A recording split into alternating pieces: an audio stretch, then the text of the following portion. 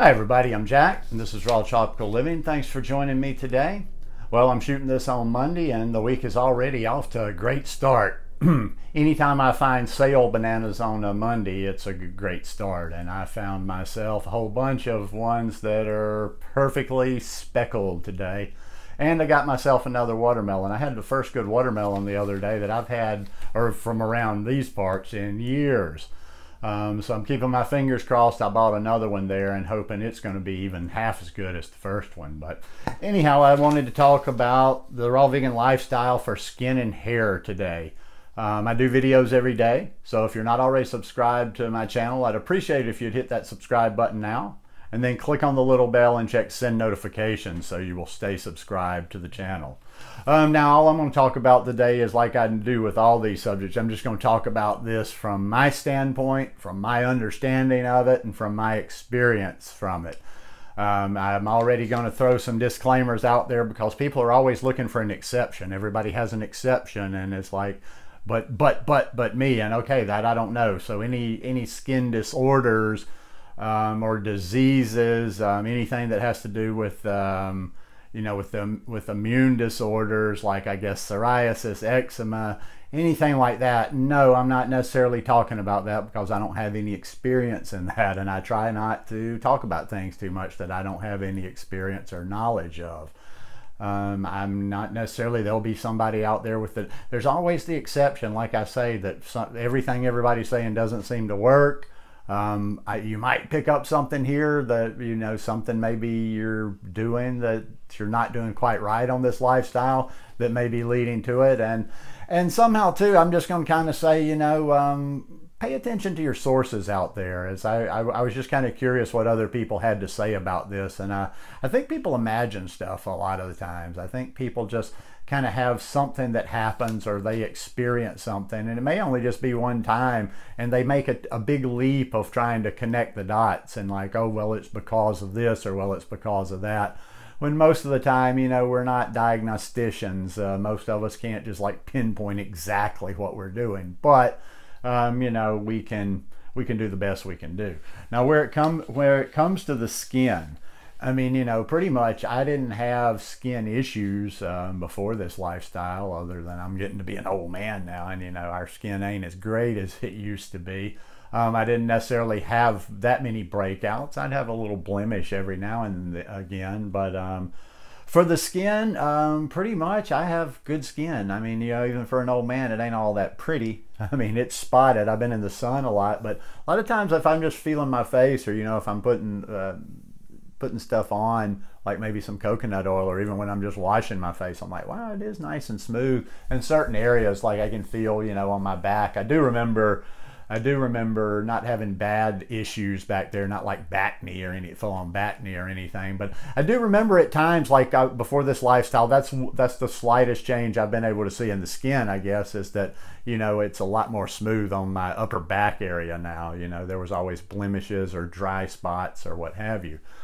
But yeah, in general, my skin is pretty good. Now, there's different aspects to what we're talking about when we're talking about good skin. And a few things I'm going to talk about from experience that I've found. First of all, if you're having problems on this, with your skin on a raw vegan lifestyle or a plant-based lifestyle in general, one of the first places I would look to first, or if it's not, you know, if your skin's not clearing up and you're not getting the results that you hear from all these miraculous stories, I would look to see if you're eating too much fat. Now, we're going to talk about fat from another standpoint here in a few minutes, but we're going to see if I would check and see if you're eating too much fat. Are you combining nuts? I mean, you know, the raw vegan lifestyle, we're taking in a lot of sugar, we're taking in a lot of sweet as it is, so we don't need to be bombing that with a lot of fats. And I know, especially when people are new to this raw vegan lifestyle, a lot of people use nuts as a crutch. So that could be an issue right there if, like, if your fat is a lot higher than it should be. You know, basically your skin is the large. Think of it like this: every time when you see blemishes, there's something going on inside your body. Anything you're seeing on your skin, or most things, I don't know. Once again, I don't know skin diseases, and I don't know all disorders, but as a general statement, I would say when you see issues going on with your skin, there's issues going on within, because basically your skin is the largest organ in your body, and all it's doing when you're seeing these pimples, blemishes, rough spots, whatever it is, you're just seeing that skin trying to detox what it can through your pores. And I think like just a simple explanation and understanding of it is when you're seeing bad skin that won't clear up for a certain amount of time. I would say this means your body's trying to detox a lot of something out of it. So detox that skin. I would just, like, personally, if I had skin issues, and this is just me, I would go as clean as possible. If you're having skin issues, kind of do a process of elimination, get cleaner and cleaner and cleaner and cleaner, and see if that helps with your blemishes or whatever your particular problem might be. But now I don't want to throw the fat under the bus completely, and this is, like I say, straight from my experience, just how I've seen it. You do need the fat. Now, I like, for some reason, I like avocado. I like avocado much more than the nuts. I don't know, maybe fat is fat is fat is fat, but it's a fruit. There is some hydration in the avocado, so I just like what avocado does for the skin. Because one thing I've found during these periods when I'm doing, like, not adding any overt fat, or going uber low fat for a period of time, like say maybe a couple of months, is I will notice my skin will change just slightly. It'll be a little, I can tell it's drier, it's scaly. It's not, I wouldn't say it's scaly, but it's just drier, maybe a little bit flakier. And I seem to be having the same amount of hydration. So there is that balance there. You do need healthy fat for your skin. I think healthy fat is very, very essential to your skin. But there's a balance there. You don't want to be going too high with it. What I would say, just to kind of give you an idea, like to give you a little advice, not too much advice, because I don't like to give advice on this, is if you're having skin issues, just simply play with it. Like I'm always saying, don't be so, oh my God, it's not working. Okay, then you need to get into the laboratory. You need to be your own scientist, researcher, experiment, play. Take some things out of your diet. Maybe, I don't think it's probably not going to be a specific food, but that's possible too. If you really can pinpoint and think, well, I am eating a lot of this, if you need to remove foods, play with it, or if you just need to get super clean, go through a very clean period. Because in the beginning, I don't think too many people are going to have to worry about going too low fat, especially if you're new to this lifestyle.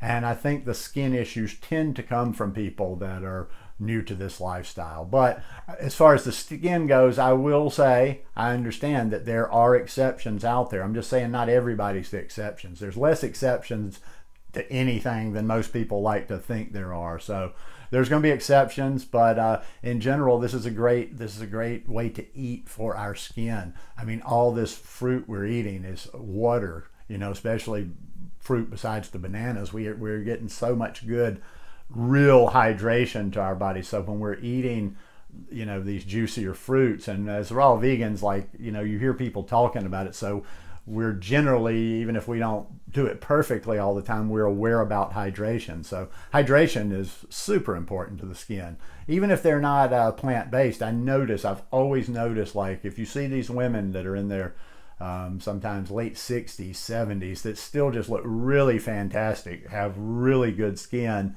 Most of them, if you go back, they've made a point in being hydrated and hydrating that skin their whole life.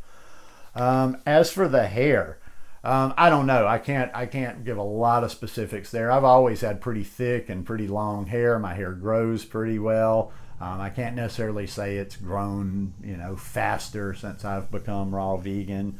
But one thing I hear all the time, and I'm going to say too, like, don't, take everything out there you hear with a grain of salt. And just when you hear something, don't just immediately grab onto it and be like, yep, that's the problem. That's it. I hear all these people talking about their hair falling out on a raw vegan or even just a plant-based high carb diet. And honestly, if hair is falling out, I think people are either doing it wrong. You're doing it wrong, or you're quite possibly imagining it. You know, that sometimes we see things and we don't put two and two together like we should. Take me, for instance.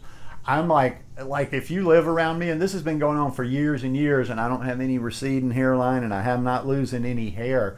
But if you were to live with me, most people that are around me for a while will say, oh my God, you're going to lose your hair, because if I don't clean up and sweep all the time, there's hair all over. I shed like a big dog. Just think of having a big St. Bernard around the house, and I shed, and I've always shed, but it grows back, so there's no thinning going on there. So just make sure, just because you're seeing a lot of hair in your hairbrush, you might be aware of this. And sometimes people can put something in your head. If you hear people talking about this, you can get worried about it. But I would say really the only way your hair's really falling out on this lifestyle is if you're not eating enough, if you're nutrient deficient, if you have a deficiency in a lot of key nutrients. You know, or I guess either you're not eating enough, and you're not eating enough of the right things, you're just not eating enough in general because you're new to the lifestyle or haven't quite figured it out yet, or you're not absorbing. You know, most of the time I think the you're not absorbing is kind of overused, kind of thrown out there too much, but it is a possibility. But I would say, you know, if your hair is truly falling out, don't freak out about it. Just kind of like I say, just backtrack a little bit. Am I eating enough? Look at, or am I getting a rounded amount of what am I trying to say? Are you getting a good variety, a rounded variety of food to make sure you are getting all the nutrients that you need in your body? But yeah, I mean, in general, I would say I can't think of a better lifestyle for your hair and for your skin. I mean, I was just at a festival of 600 people that are all raw vegan, mostly, a lot of them fruitarian, everybody plant-based, eating high fruit and a lot of plants. And I just saw tons and tons and tons and tons and tons of examples. Let's put it like this. In this gathering of 600, I would say the percentage of good skin, good hair was off the charts compared to if you just take any other random group of 600 people in society, wherever it might be. So anyhow, just my 2 cents worth on the whole hair and skin thing. Hope you might be able to take something out of it. If you like this one, please give me a thumbs up, and I'll see you again tomorrow. Peace.